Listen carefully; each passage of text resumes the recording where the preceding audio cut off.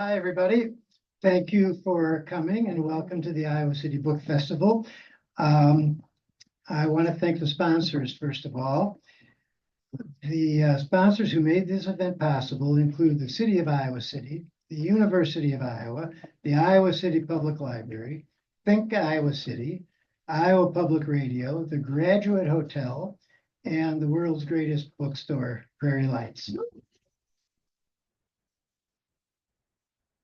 Support is also provided by the National Endowment for the Arts and the Iowa Arts Council, which exists within the Iowa Economic Development Authority. Between events, be sure to visit the book fair at Merge, that's at 136 South Dubuque Street, right next door to the public library and the Ped Mall. The vast majority of book festival events are offered without charge, but they are not free. So please consider donating to the City of Literature by visiting iowациtybookfestival.org and clicking on support. Now that that's out of the way, Elizabeth Willis's books of poetry include Meteoric Flowers, Turneresque, The Human Abstract, and Alive, which was a finalist for the 2016 Pulitzer Prize. Elizabeth also writes about the intersection of art and labor and edited the volume Radical Vernacular.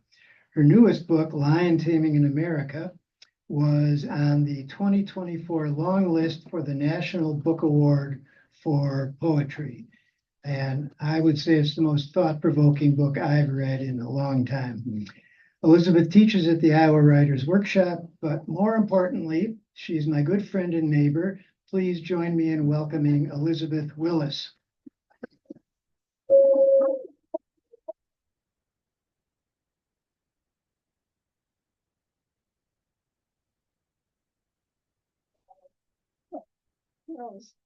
This is really sweet. It's really great to see all of you, old new friends and fellow travelers in the realm of the imagination. Yeah, I'm going to try to not be distracted by like recognizing people in the audience. It's really great to be reading from this book at Prairie Lights, which has been a really important resource and place and home for me and a lot of people I love over many years. It's also great to be reading in Iowa City for many reasons. And some of them have to do with the content of the book. And I'm planning to read for like around maybe 20 minutes so that there's time to talk afterward. And maybe that'll be one of the things we talk about. So if you can't see the screen, it's really okay. I mean, the main reason that the screen is here is sort of formal. So the book has to do with a lot of conversations with visual culture. There are a lot of curtains and screens that appear at different points in the book. So it sort of seems fitting that you get to see some of the images that are in or outside and around the book. But if you don't see them, it's okay. And I'll tell you about them later. Okay. I'm going to start by reading from the very first piece at the beginning of the book. I'll say too, I realized the other day, I've spent almost a quarter of my life either thinking about or working on this book. So this is like a moment of a big sigh. Of gratitude, really, just for like having walked out the other end of it and having your company. The end. This book is not a memoir. Its memories are not mine. In the making of a poem, there is seldom a traceable path, only a kind of genealogy. You follow the leaf to the branch to the root. You don't see the dotted line that separates the purple state from the vibrating green territory. You're in the unlined interior, inhabited by names from the world that precedes you, sounds you can't yet pronounce. Words don't fall onto the page. They rise to meet its hushed expanse. Routes emerge in retrospect, fixed by repetition. Feet pound out a path through the scrub and grasses, knives of all sizes hacking through the trees. Then one day, the line is visible from space. The Oregon Trail, the Lincoln Highway, the Trail of Tears, the Northwest Passage. Sequence produces neither equivalence nor restitution. I'm not speaking for you. I'm speaking to you, America. Your foot still looks for streams and mountain passes, sandbars and natural bridges. You can't build a highway over every gap you see. You can't make a world by churning out a sidewalk. You don't even know the story you think you're trying to write. Where, in what shadow of a footprint, did greed start to sound like the whisper of your special God? A factual sensorium is buried beneath history's serialized fictions. Bodies still floating to the surface, graves erased by chemical lawns, voices thrown downwind. If you obscure intention, if you hide it in executive edict or legislative will or partisan imperative, you can justify an endless war. If you tuck it in a prophet's cloak, you can call it holy. Fallible, damaged, contradictory Walt Whitman imagined the nation as a great poem in need of constant revision, a union of disparate, endlessly modified parts. The first US states to establish women's suffrage were built on broken treaties and industrialized extraction. What constitutes a union and how it touches its constituents is as variable as the location in which every human stands. On the high and windy bridge between what can and can't be said, the poem asks a question: how are we going to get across? The West has been witness to an idea writing itself with conquest's hand, right to left, east to west, clothed in a rhetoric that claims to be as natural as the planet's turning. Its pen is not mightier than its sword. It is with a sword that it learned to write. Such power is both real and imaginary, as the mission of real power is to lay hold upon the imagination. In most US frontier towns, the wooden churches have burned or collapsed. The general store has been leveled to make room for the poured concrete of a supermarket already fallen from its sanitary grandeur into a block of parking spaces. The theaters converted into senior centers or dollar stores or filled with starlings before one agency or another shuts them down. The Automobile Association of America's Guide for Wyoming lists more jails as historical sites than any other category of tourist attraction. Jails were made to last. Poetry, the true fiction, was meant to take them down. And I owe a debt to Barbara Guest for that last line. She formulated the concept of poetry as a true fiction.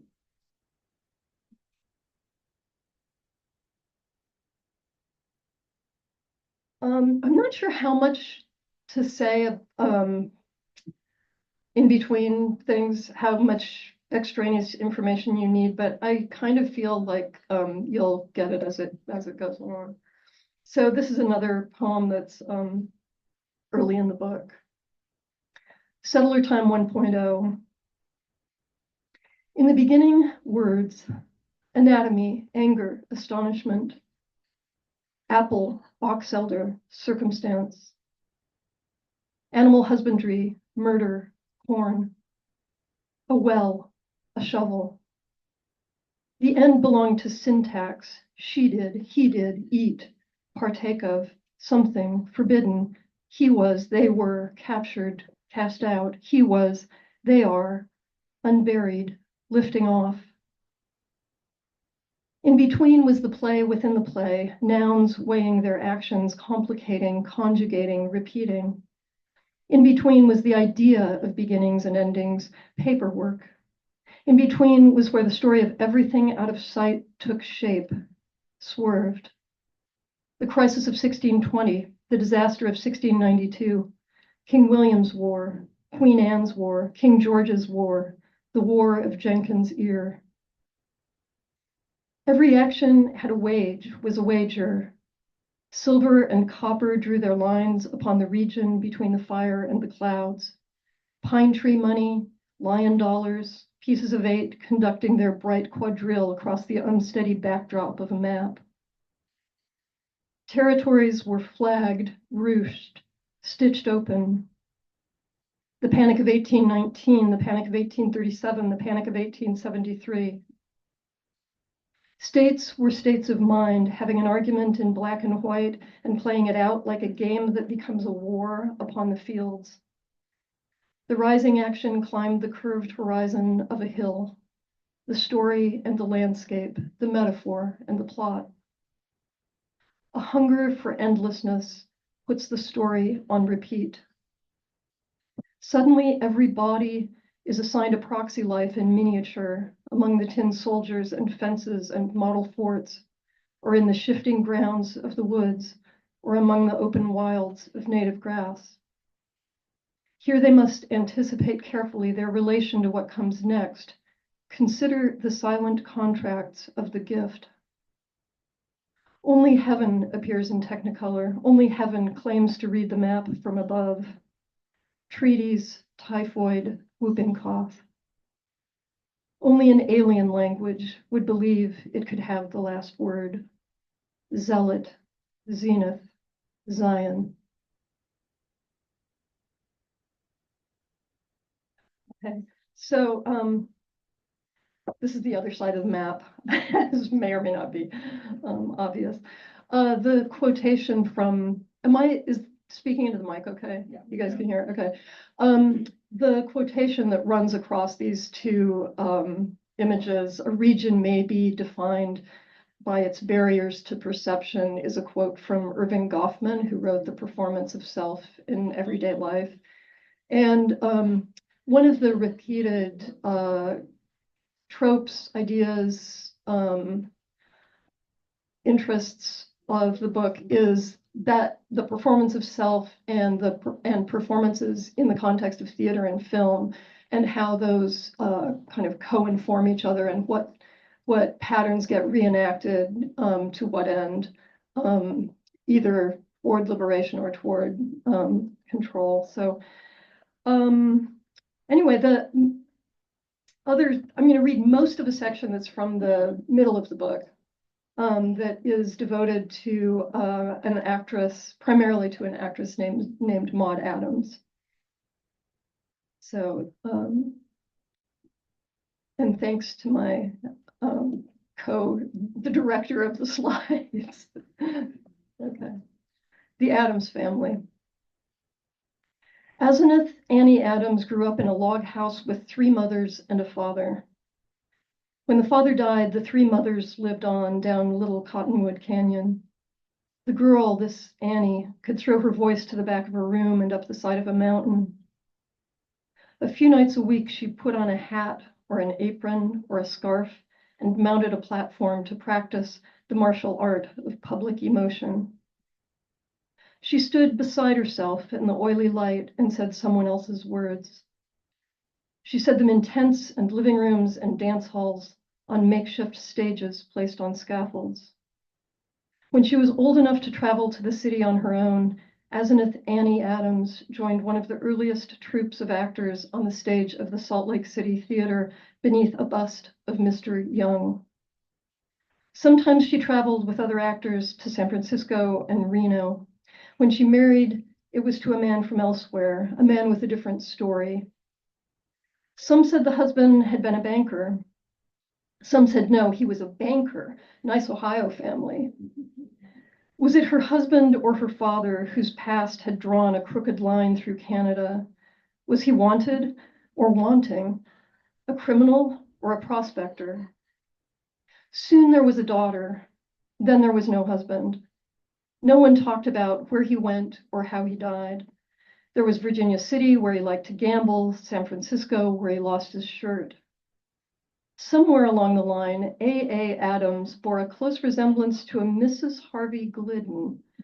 Somewhere else, she encountered Arthur Brown, a Republican senator whose mistress shot him when she found the scented letters of a certain actress who went by the initials AAA. Her carte de visite shows her wearing a large hat and a wry smile. She has signed it faithfully. And here is Maud, little Maud Adams. The daughter of Asenath Annie was Maudie, then Maud. She was Kiskadden, then Adams. An errant thread leading back to Boston tugged to the surface. The girl was said to be related at a distance to two presidents. No one could say her father's name for sure. Maudie seemed to be in Annie's arms whenever Annie wasn't moving right or left across the stage of the Salt Lake City Theater. Her cradle was placed beyond the unused painted backdrops, past the second curtain between the Iron Horse and the Return of the Fleet, where a minor character could reach out a slippered foot and rock her to sleep. Once upon a time in the West, there was a boy baby in the theater who wouldn't stop crying, an acting baby at the center of a play. The Lost Child was a farce about a broken family in which all would be restored. Little Maud Adams was backstage with her mother between scenes. The stage manager sent the crying baby home and snatched Maudie from her cradle. He thrust her onto a platter, and she entered the story's dining room like a tiny John the Baptist. No, not like a wild bearded disciple, like Isaac being led by a parent into a sacrificial wilderness of empty plates and imaginary food. Maud was 9 months old when she replaced the howling 2-month-old boy. The audience cheered at the baby's superhuman growth between Acts 2 and 3. Maud Adams had entered the region of performance, the accident of an art in love with accident, in a city in love with young girls. Light had snagged her organdy dress. The future was coming on, like the croup, like the morning. Another other. When you have the power to become someone else in the heat of a blinding light, anything can seem normal. Maud found her place in Zion as a surrogate. She became the boy baby, pretending to be another baby in a fiction unfolding on the elevated shore of a dark-faced sea.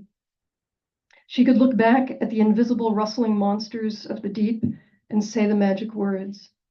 She could pretend the only eyes in the room were her eyes looking out at the unknown. On stage, Asenath Annie Adams flashes before her child like a deity, a flame too blue to see. She's composed of that instant, a mother in heaven, exhausted by the bright air. She can see everything, while Maud can see nothing. She's made a mess of the bed, of the stage. She's been doubled. She's survived.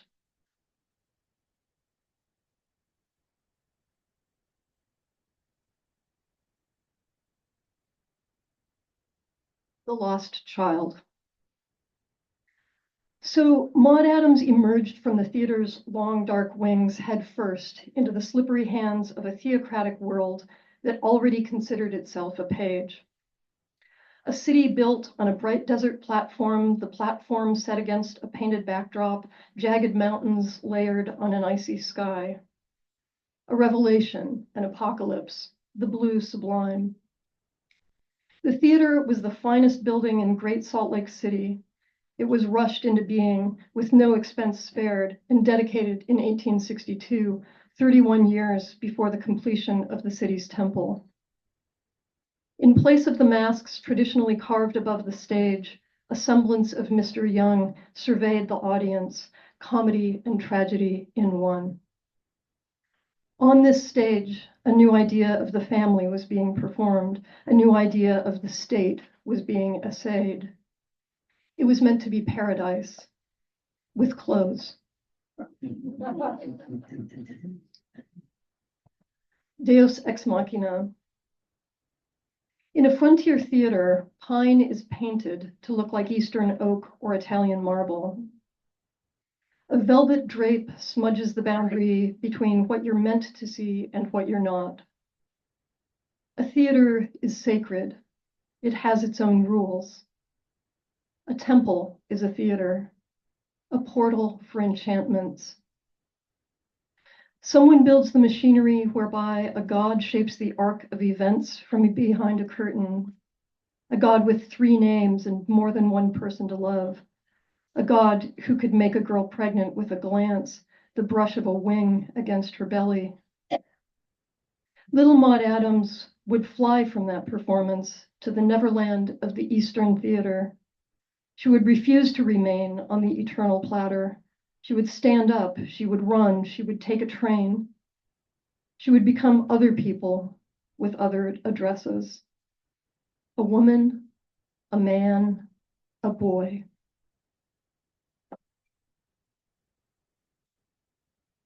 Hereafter. In her Eastern hereafter, Maud Adams would grow younger and younger. As a girl, she played a crone. As a woman, she became a handsome young officer. Briefly, Napoleon. For a time, Joan of Arc. Definitively, Peter Pan. It was said J.M. Barrie had seen in her a real boy on an imaginary island, a boy clothed in leaves, pleased with his costume, with the brightness on his skin. It was reported that Maud Adams considered herself a foundling and that she had no thoughts of young men or of marriage. It was said that, like her mother, she had married the theater. In fact, she made enough money to live in 3 different houses with 2 other women. On Broadway and at home, Napoleon and Joan of Arc and Peter Pan liked the sensation of closing the curtain or the door, of changing the setting, the role, the gender, the age. This Maud, who liked to say the words written down by others, liked to have her own words written down by a secretary. Naturally, she liked the secretary to be in the same house. Naturally, such a secretary would be a woman whose voice she preferred above all others. She liked the sound of her secretary's name, and she liked saying it in a certain way that would mean, come. The secretary, Louise Boynton, too had no thoughts of marriage, unless it were the thought of being married to someone who was married to the theater. Asenath Annie Adams joined them to live again among women in an unmanned house. If a theater is a house a theater? Maud wrote, "Genius is the talent for seeing things straight. It is seeing things in a straight line without any bend or break or aberration of sight, seeing them as they are without any warping of vision, flawless mental sight." How queerly can you see clearly? Was seeing straight a role, a costume, a cover?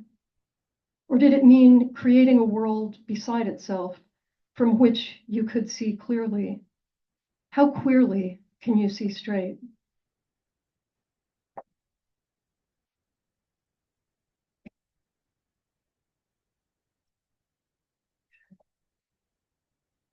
That's actually Maud and her mother, FYI. Never. In Peter Pan, Maud oversees a dominion made entirely of children, an alternative domestic arrangement of resemblance, affinities, and love. What is the boy's message? Believe and you will have power over life and death. Believe and you can save your friends. In the world outside the play, Maud's performance would attract a nation's worth of lost children and adults, including one night in 1909, the entire population of the Mormon Tabernacle Choir, to a dream they could barely remember the next morning. They would watch their lives unfold like a leaf in an allegory on a stage.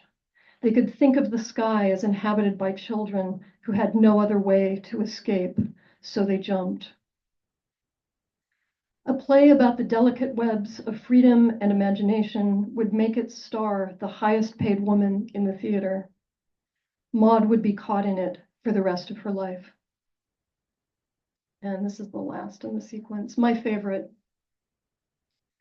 In her favorite publicity shot from Peter Pan, Maud appears stage center with her arms flung wide, fencing with Captain Hook. It's a gesture of righteous abandon. The lost boys are behind her, looking lost. Maud is dressed in knickers and boots and a big white shirt. The captain wears elevator shoes and a coat that fits like a little black dress. The girl in pants is thinking of Joan of Arc. In her heart, she's a girl saving France, loved by her troops. She's on a horse. She's more popular than the Pope. She has put the king of the world's sexiest country back on its sexy little stage. Before she is burned at the stake, she is placed in a room in a tower. It smells like a stable. One night, like Peter Pan, she leaps from the window, or rather, he jumps like her. She said she preferred her flag to her sword. No one was sure what year she was born. And I thought I would end actually just because poetry doesn't, sort of traffic in spoiler alerts. I thought, and this is like a very non-sequential book in many ways. I thought I'd end with the last piece. Here. I don't like endings. I hate to say goodbye. The trouble's in my blood. When I spoke on the phone with my mother, the signal that she had something else to do was a reiterated sequence involving the word love. Loose threads of talk were stitched into place while we batted the word back and forth until one of us hung up. After her father died, when her mother was living in an apartment in Salt Lake City, one of our family visits ended in the parking lot with my grandmother in a shimmering raven-colored dress, dabbing her face with a handkerchief, then gripping my mother's arm through the car window, demanding to know how we could leave her like this. I was in the back of the overloaded station wagon facing her as we pulled away. It was my job to wave until she was too small to see. In Carl Dreyer's film Ordette, the mad prophet Johannes wanders in and out of scenes devoted to the stories of others. When he says, "I build these houses, but no one lives in them," the line is as devastating as a death in the family. Can anyone live in an invisible house? In a poem? In a book? Can you live there and still have your own story? Narrative resists such a person. Johannes is always departing. His family thinks reading Kierkegaard drove him mad. They blow out the candles he lights. They don't say goodbye. He's living in a book they don't read. There is no fixed liturgy in the church I came up in. During a service, the only word said in unison is amen. It passes as quickly as a school bell. Everyone is all together thinking about lunch. I want an amen that means I read you, or you've got it, and I back you all the way. The ending of every story is artificial, a matter of framing. After all, we've survived it. It continues without us. Even in an epic, we witness just a glimpse of the total picture. So much is gestured toward or implied, out of sight. In a poem, closure is a matter of sound. The larger work's horizon is immeasurably distant, concurrent with or parallel to one's very life and breath. The goodbye is implied. Its conjugated love is a contract with the reader. Here, I made this for you. I'm with you in this meadow, in this house. You find a clearing in the thicket, you build the structure you can build, or you sweep clean the spaces someone else has left behind. You stake all your hope that someone will arrive and warm this paper house with their presence. I love you. I mean that. I know you have to go.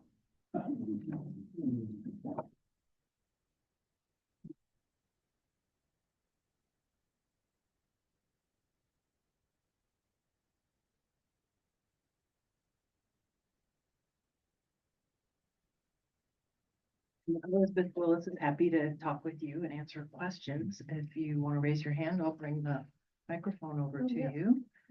Shall I turn the lights back on? Oh, yeah, Or is this a good? please. No, that's great. Who has a question? Stage lighting. I would also like to say that if you have answers, I would gladly accept answers rather than questions. All right, there are certain people I won't take answers from, but When I'm sitting in this room, I often notice the non-ordinary reality that's over to the side. I think it used to be closer to the reader, but it's always a great reminder of. you're by science fiction and fantasy though. Yeah, there you go. Right, Yeah. dangerously Yeah, close to yeah. your head. I wonder if you could tell us your very first experience with a circus. I have never been to a circus. I think my first encounter in a way with the circus was my father telling me that he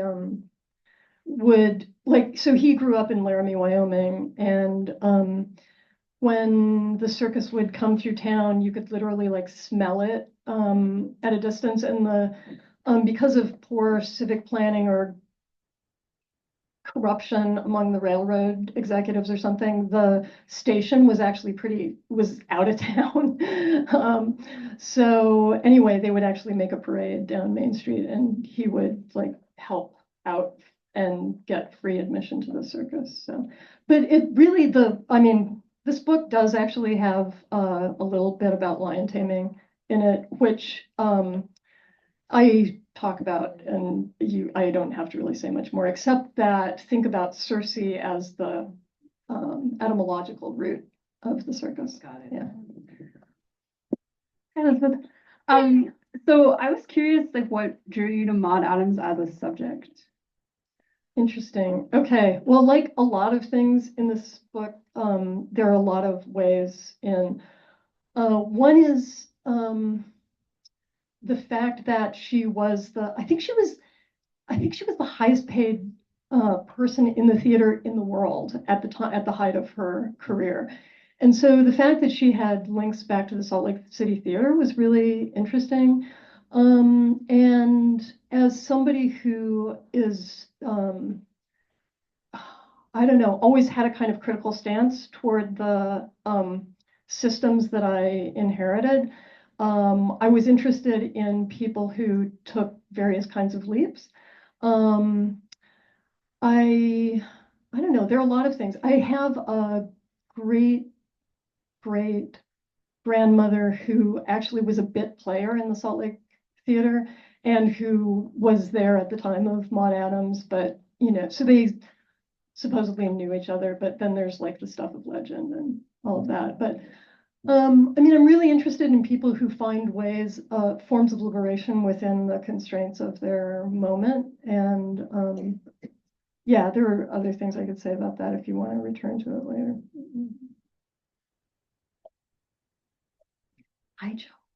Well, I love you too. And I'm just wondering how it feels. You say this took a quarter of your life and all your energy. Something like that was so much yours for so long. How does it feel that now it like belongs to all of us? How does that feel? Oh, feels like a relief. It feels like I'm like setting down a really heavy suitcase. Yeah, like literally I was carrying a heavy suitcase every place I went for the last like little stretch of years. Not little.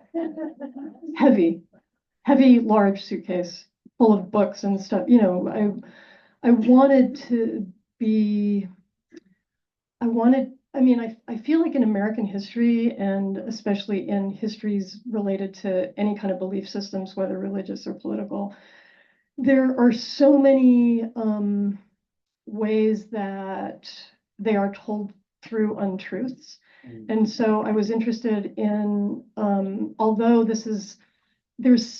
are some fictive qualities about it, but I wanted everything that I included in the book to be true by, as far as I knew, like factually the case, as close as I could come. So literally not carrying it around as a project is really huge. But also, I mean, this has to do with coming to Iowa City in various ways too. Like, I mean, first of all, it's a relief to be out of it, like to have come out of a tunnel, sort of, you know. And the book took a very particular turn when I came to Iowa City, and I feel like being here has really helped me complete it. Some of that has to do with the fact that, like, within 2 months of coming to Iowa City, my parents died in a car accident. And then I was moving across the country, and I was reading Roxanne Dunbar Ortiz's An Indigenous People's History of the United States, because I just felt like I knew that I had work that I needed to do and information that I needed to learn.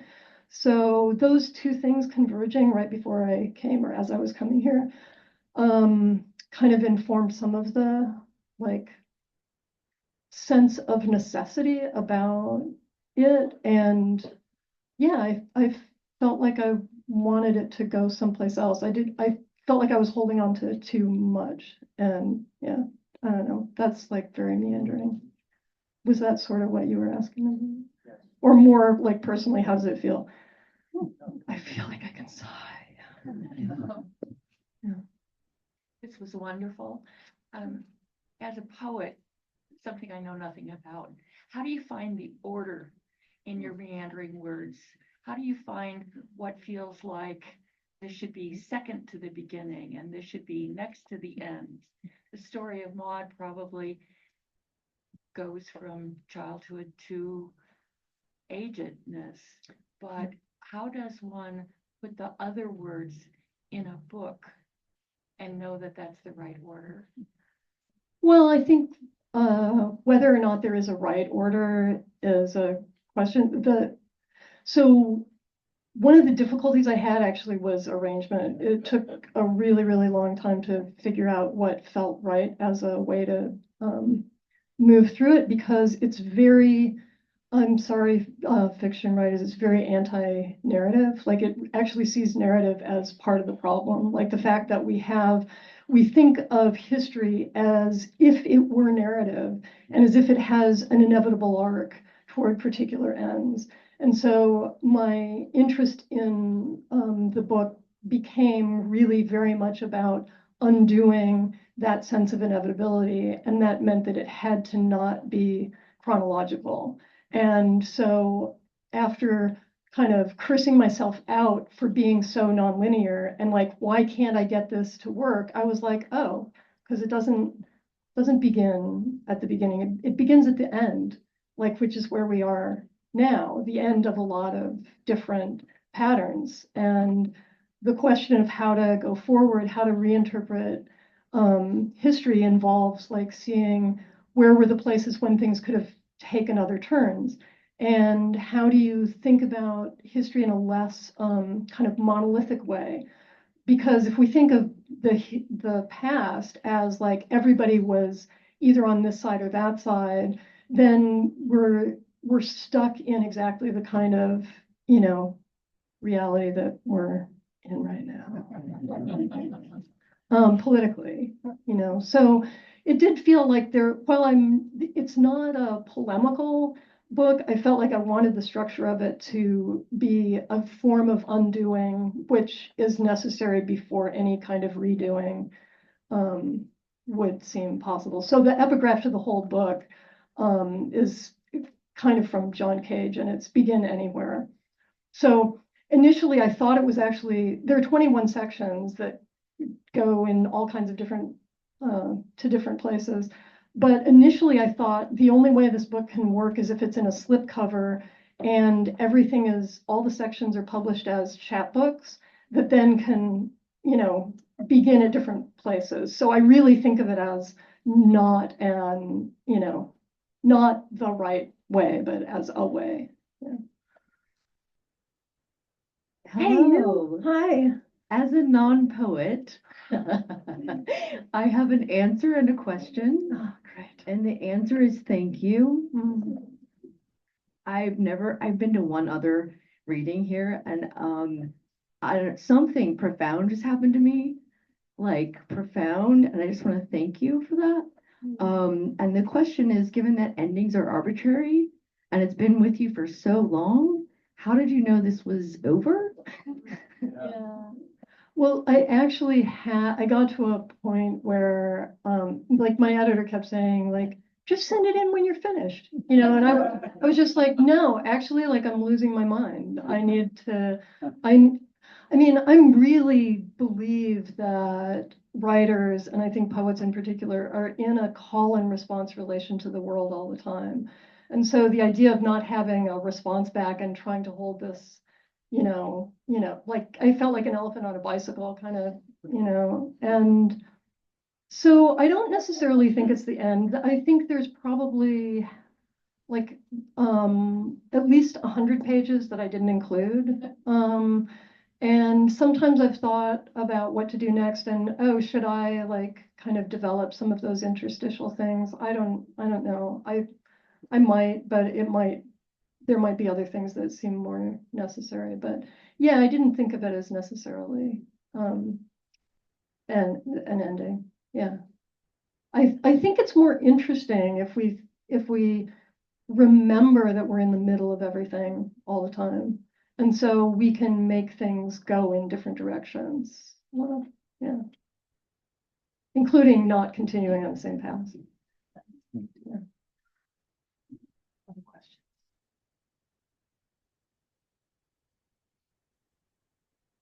I really appreciate your many film references, especially the time you devote to an obscure actor with the wonderful name of Glenn Strange. Could you say how you stumbled on him and why he became important to you? Yeah, well, a couple of, there were, as with almost everything in this book, there were multiple ways into it. So one is that I'm fascinated by Frankenstein and by film history in general, because I think like so much of American film history is like showing us how to be. And so I think like places where different things happen, like Paul Robeson has a big, you know, chunk of this book, and there are other places. Anyway, Glenn Strange is a First Nation person who played Frankenstein and was uncredited. So, you know, he appears, first of all, it's like, even in the current version of IMDb, I think he is referred to as like a beast of a man. And so thinking about the ways that like presets sort of continue forward, Glenn Strange came across my radar initially because of Frankenstein films. The other way that he came up was also non-sequential, really. So one of the people in this book who interests me is this poet Eliza R. Snow, who I think is responsible for this doctrine that says like it's not just a father in heaven, there's a mother in heaven.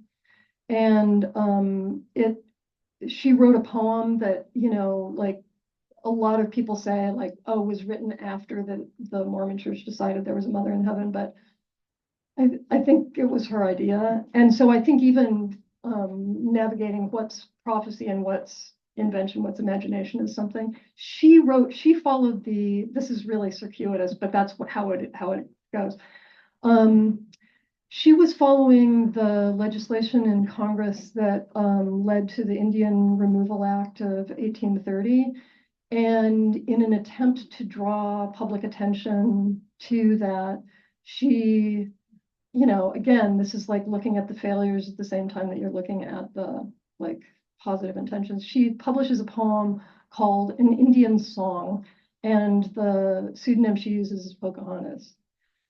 And it's like, it's easy to see from here, like, that's that's some white privilege going on there, and some few other things. But was interested in her intention to make the poem a space of political vitality. So because of Pocahontas being the pseudonym, I was like, well, how do I deal with that? I'm not going to pretend that's not part of her scene. And so then I started looking at the history of Pocahontas, and somehow came across, this is what Google does for you, Pocahontas, Iowa. And also thinking about the fact that Eliza R. Snow was secretly married to a man named Smith, and there's like Smith with Pocahontas. And so there were all these ways that language was performing like crazy stuff.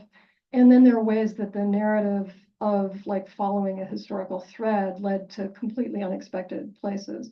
So one of the reasons that Pocahontas is like, quote, on the political map, and it does have an enormous statue of Pocahontas, which I talk a little bit about in there, is this woman who was an anti-Vietnam War activist who comes from Pocahontas, Iowa. And I won't get into her story, but that's in there. So I started looking at,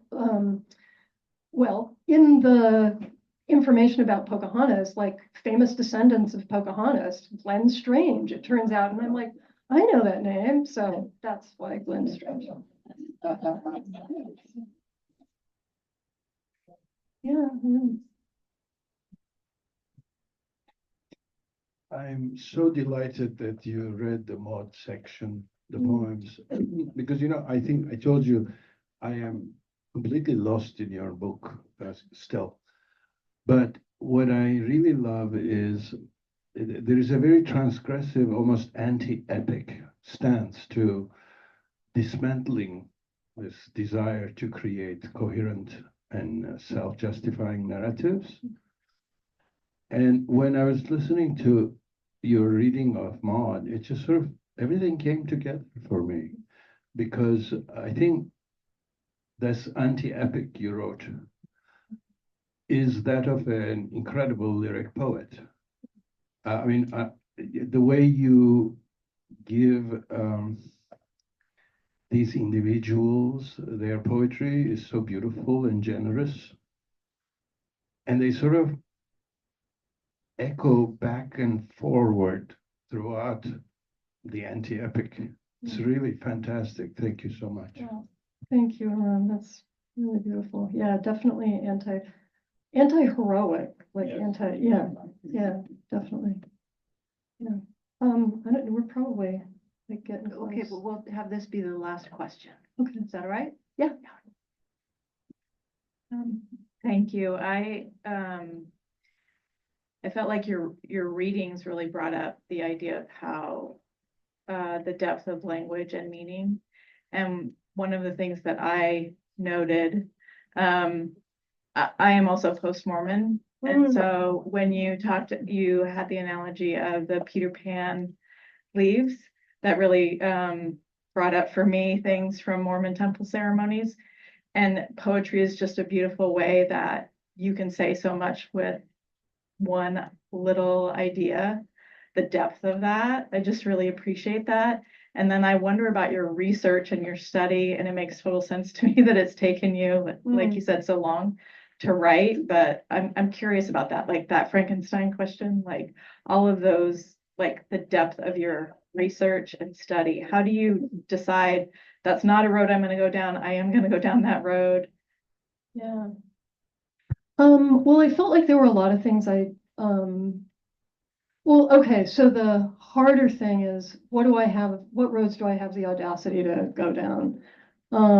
Because it's not like we need another, like, Anglo-Saxon person writing something that's engaging with American history. So that was part of why I was like, okay, I need to be, I wanted to be thoughtful about it, and I hope that it's not appropriative.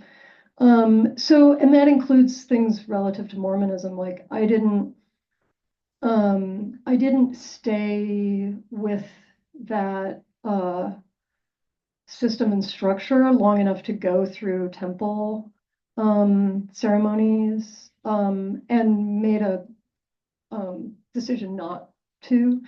But there are places where it's discussed, and as incorporating, for those of you who don't know, like incorporating, I'm not letting any cats out of any bags, this is on the web, but there's a theatrical component of it, and it involves the Garden of Eden. So I was also interested in that, like, so the part that I felt like I could speak to is, just sort of noticing what are the reenactments, like, especially in political discourse, but also in any other belief system. What do people get stuck on? And a lot of times it has to do, well, like in Mormon history, the kind of there is a traumatic aspect of Mormon history of people being cast out, and there was an extermination order, for those of you who don't know, in the state of Missouri, because they were considered as like potential allies of Native peoples, and that made them dangerous politically. That was part of it, I think. But so I feel like I can speak to those things like from like reading other people's accounts, but I didn't feel like I could tread